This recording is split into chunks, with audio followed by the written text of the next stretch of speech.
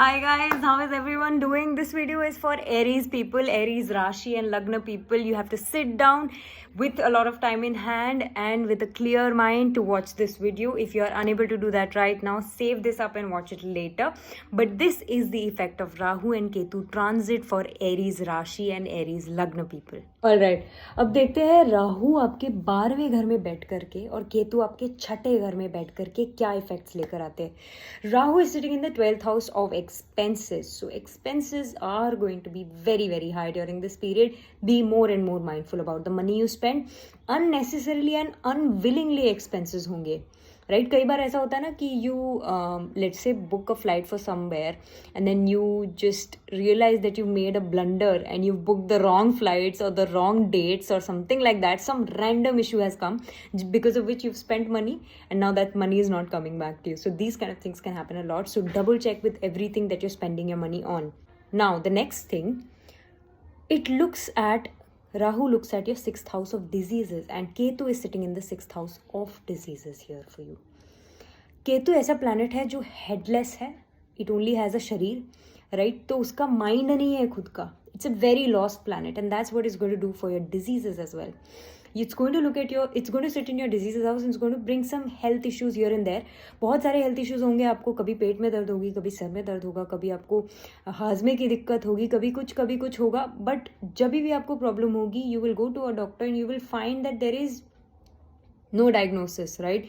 कई बार ऐसा होता है कि हेल्थ इशू होती है, you get it diagnosed, you know what it is, you solve it out, right. But here what it looks like is कि प्रॉब्लम होगी लेकिन समझ ही नहीं आएगा कि रूट कॉज क्या है, why is this problem happening.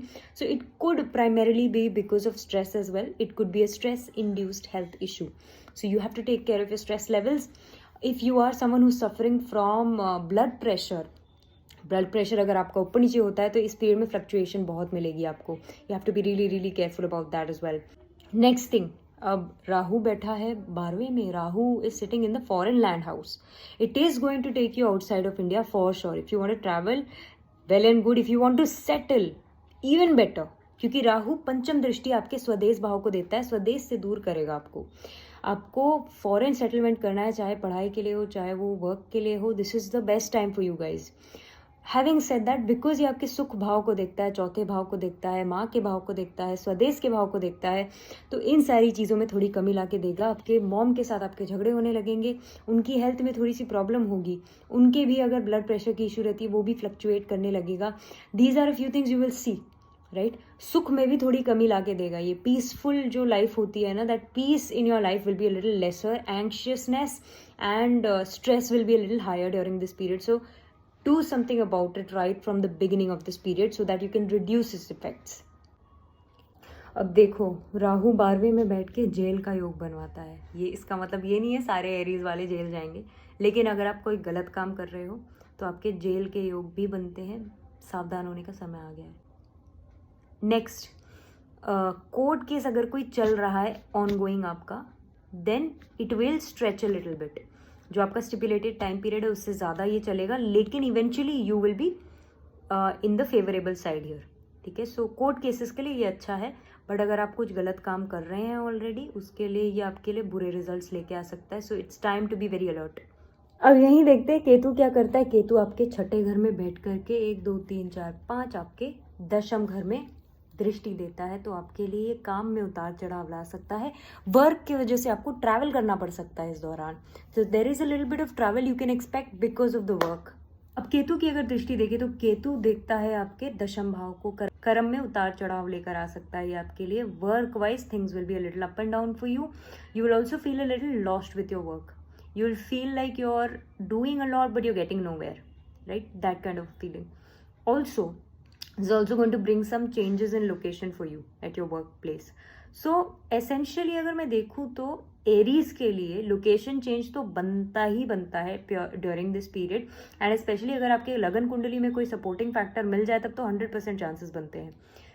And if you are settling abroad, if you are planning to settle abroad, that's also definitely happening for you, right. So these are a few things that are working well in your favor. Spirituality में जो ध्यान है वो increase होने वाला है क्योंकि केतु आपके 12वें घर को देखते हैं, मोक्ष के घर को देखते हैं. So your interest in spirituality will now start to double down. right, which is a good thing. That's something you will find and derive peace out of. Next Ketu देखते हैं आपके सेविंग्स के भाव को, एंड सो सेविंग्स में भी उतार चढ़ाव लेकर आएंगे. कभी आपकी सेविंग्स बहुत होगी तो कभी आपकी सेविंग्स बिल्कुल ख़त्म होने के साथ लग जाएंगी, right. So there will be a lot of fluctuations in your savings during its period. Now apart from this I would only put in a word of advice here for your health. Health का ख्याल रखने का बहुत important समय है ये. You really have to take care of your health, otherwise you could be having a lot of ups and downs here. Even though there will be a lot of issues, you will be unable to figure out what it really is.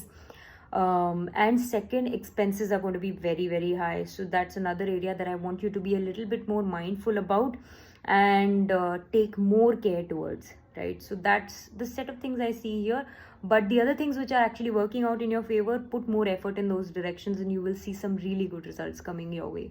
So I hope this helps. Aries Rashi, this one was for you. Other Rashi videos are also coming out very soon. So hold up, wait for yours. Let me know in the comments if you have any questions, if you have any doubts, and how did you like this video.